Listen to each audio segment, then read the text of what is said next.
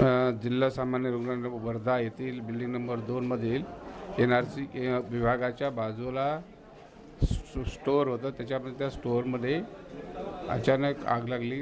बहुतेक शॉर्ट सर्किटमुळे लागली असावी. NRCच्या बाजूलाच पिडियाट्रिक वार्ड आणि सर्जरी वार्ड होता. त्या NRC पिडियाट्रिक वार्ड आणि सर्जरी वार्डमध्ये एकूण साधारणतः 10 रुग्ण होते. आग लागल्याचे लक्षात आल्याच आमच्या कर्मचाऱ्यांनी आग विझवण्याचा प्रयत्न केला, परंतु आग वाढत असल्यामुळे दरम्यानच्या काळामध्ये सर्व रुग्णांना बाहेर काढण्यात आले, नातेवाईकांना बाहेर काढण्यात आले.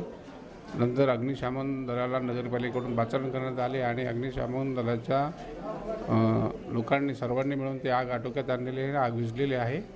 सध्या परिस्थिती कंट्रोल आहे. कोणत्याही प्रकारची जीवितहानी नाही आहे. साधारणतः नातेवाईक आणि रुग्ण मिळून साधारणतः 32-33 लोक होते.